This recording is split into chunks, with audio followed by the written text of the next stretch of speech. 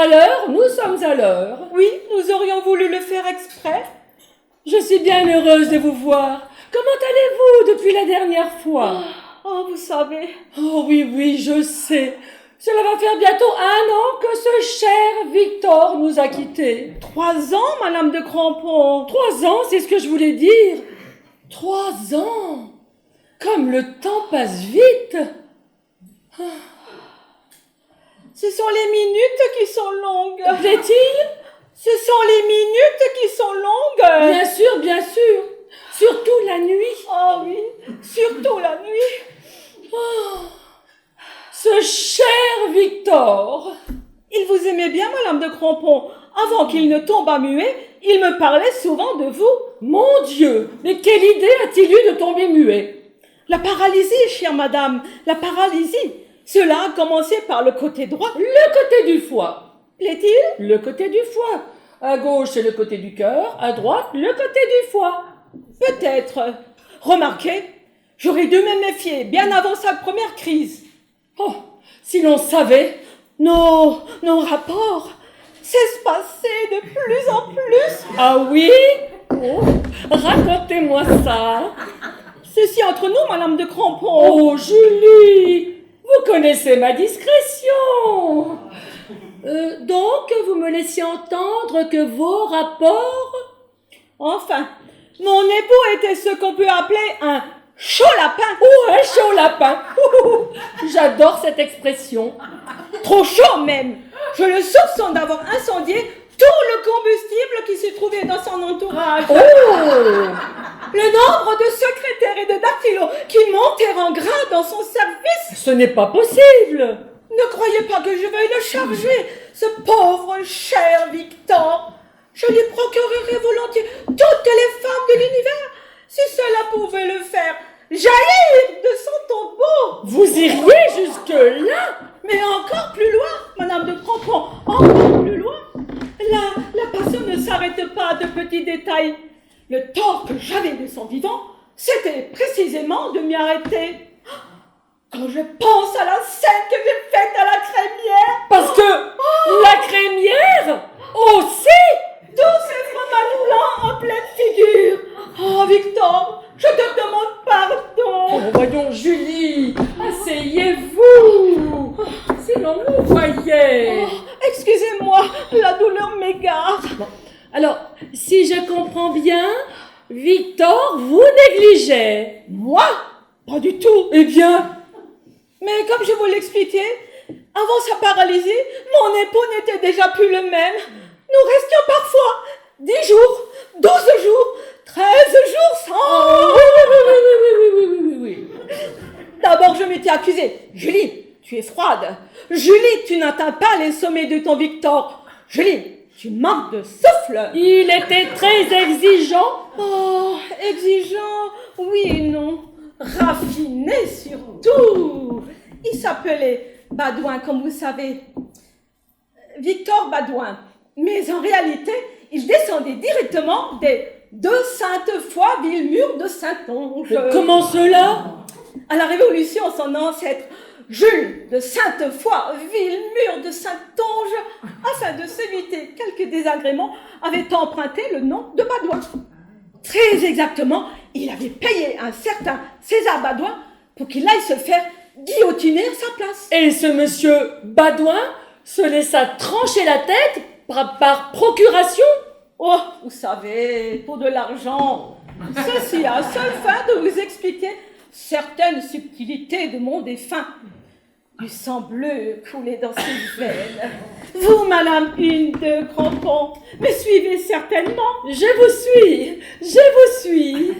Donc, pour en revenir à ce qui nous occupe, après m'être d'abord accusée, je me rendis compte que j'exagérais mon incurie en ce domaine, que ma froideur pouvait nourrir des feux redoutables.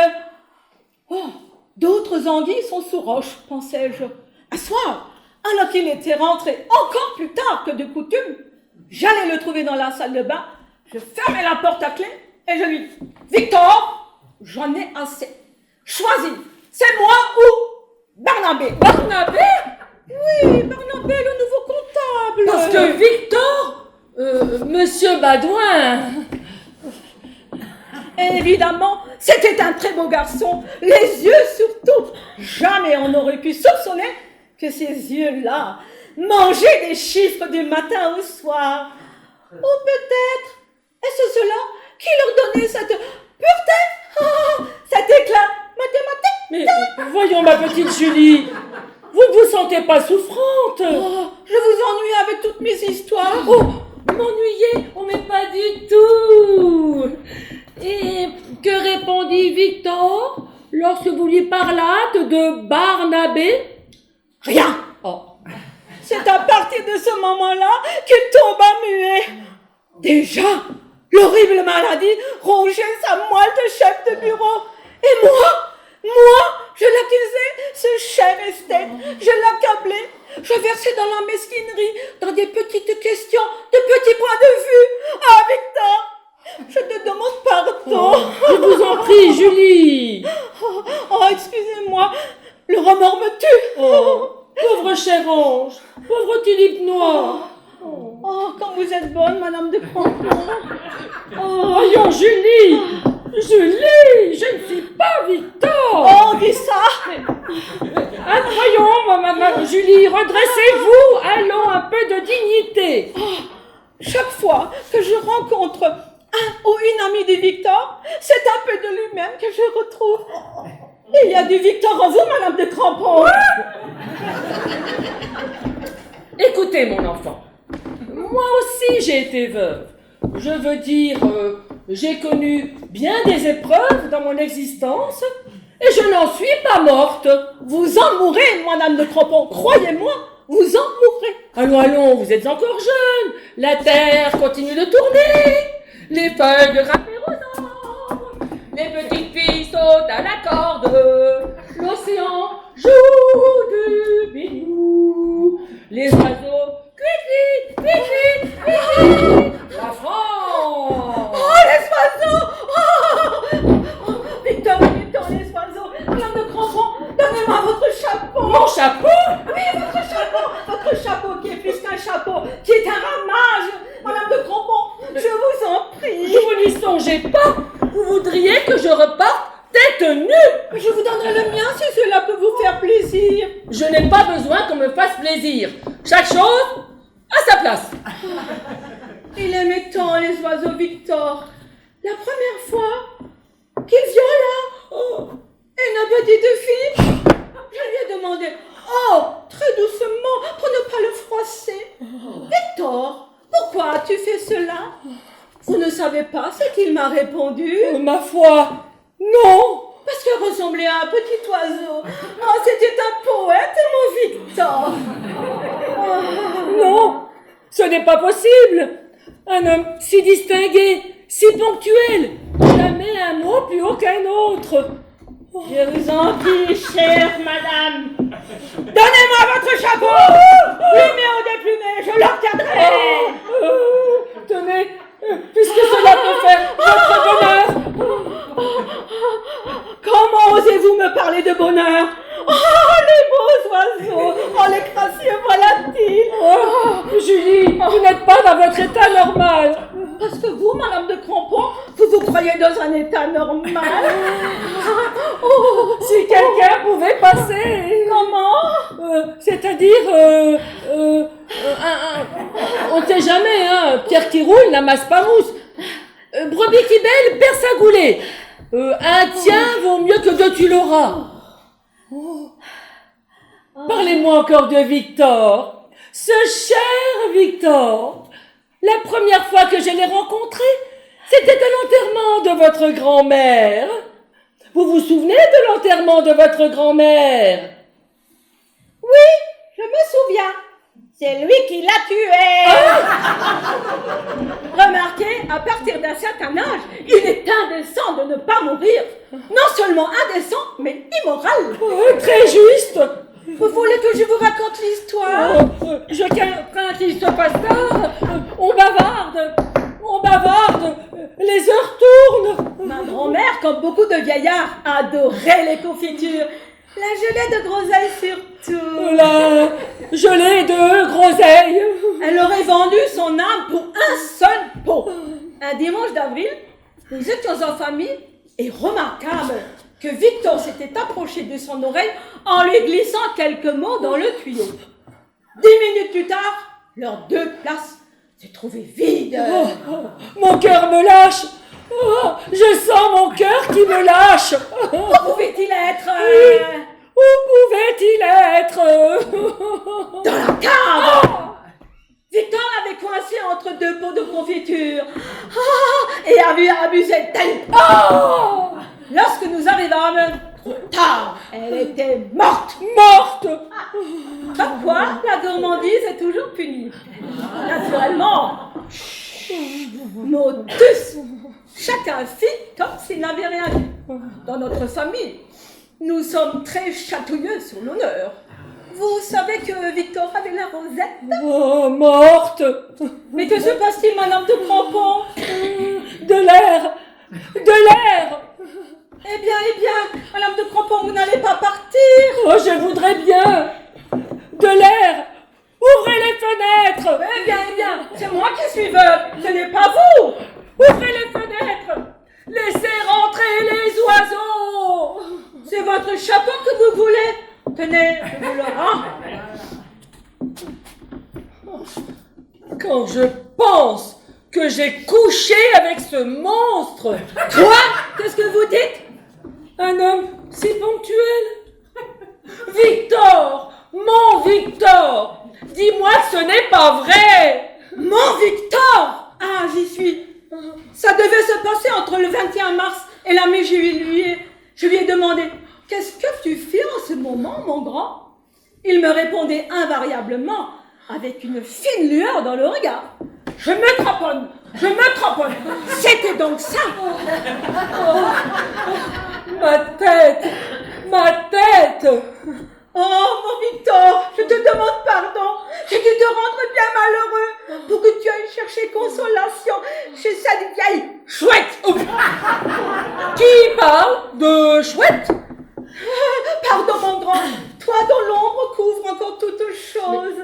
Mais qui est cette femme? Comme elle paraît souffrir. Qui êtes-vous, madame? Qui suis-je? Oh, cruel destin de la femme qui ne peut être qu'en n'étant pas, qui ne peut se trouver qu'en se perdant. Comment puis-je ne pas être, afin d'être, puisque l'objet de ma perte n'est plus? Vous avez perdu quelque chose, madame? Je fais semblant d'être, mais ce faisant, je trompe l'univers, je trompe le plus petit brin d'herbe, le moindre bourgeon, le moindre tétard. Je me trompe moi-même et je trompe Victor. Pardon, mon grand. Victor. J'ai déjà entendu ce nom-là quelque part.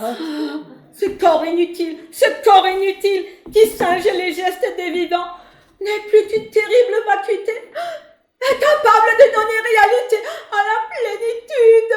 Veuve! Je suis veuve. Oh, vous êtes veuve. Je me disais aussi. Je suis amputée, comme la terre serait amputée du ciel. Comment exister? Je me sens de plus en plus contaminée par mon apparence. Vous exagérez certainement. La douleur a fait vaciller mon esprit. Les ténèbres s'emparent de moi. Où suis-je?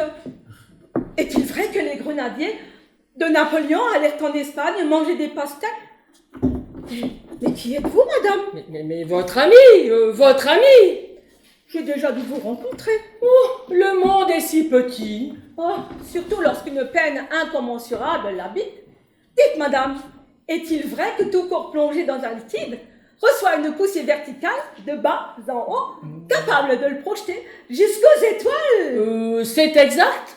Alors je vais aller me noyer. Oh, mais voyons, ne dites pas de bêtises. Tenez, asseyez-vous. Voici 2 chaises qui semblent avoir été créées spécialement pour vous et moi.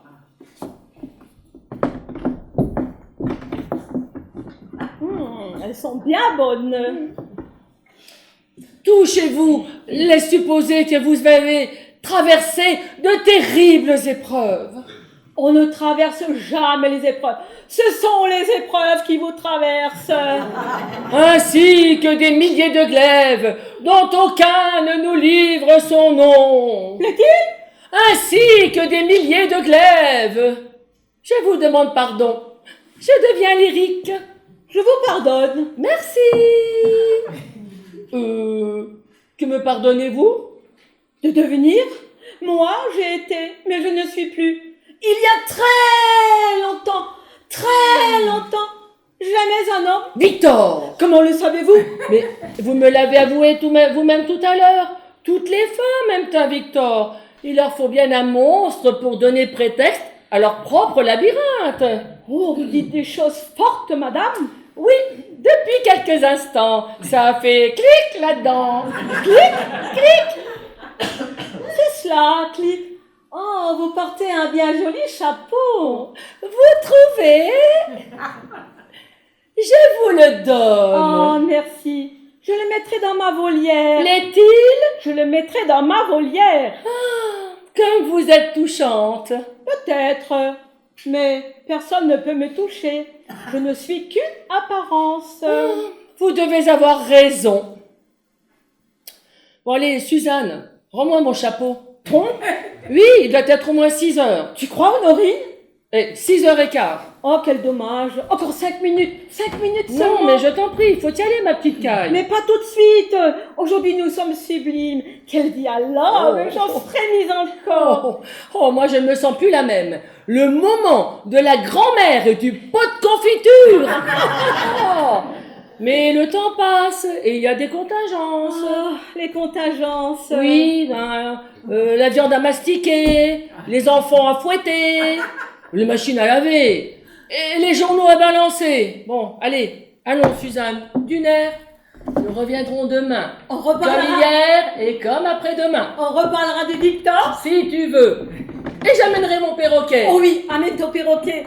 Comme ça, on se fera enregistrer. Et moi, je mettrai ma robe de mariée avec un brassard noir. D'accord. Allez, au revoir, ma petite Suzanne. Au revoir, Honorine. Demain,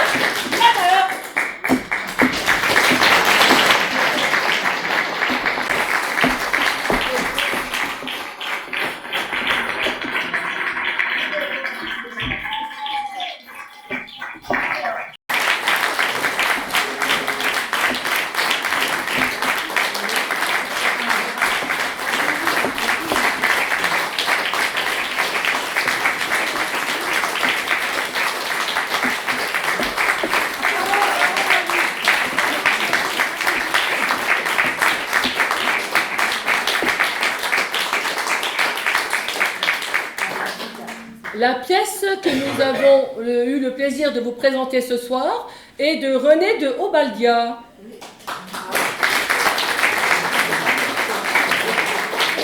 Donc, nous sommes de la troupe Avant-Scène et donc dans le rôle de Suzanne et Julie, Roswitha.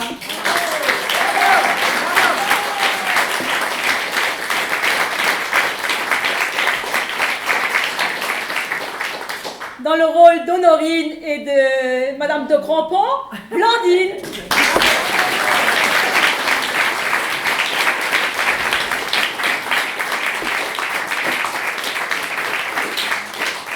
Et nous remercions notre metteur en scène, Muriel Roderman, qui est, je ne sais pas, je ne la vois pas.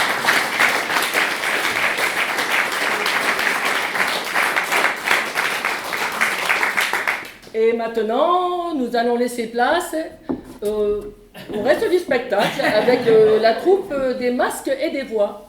Voilà. Merci.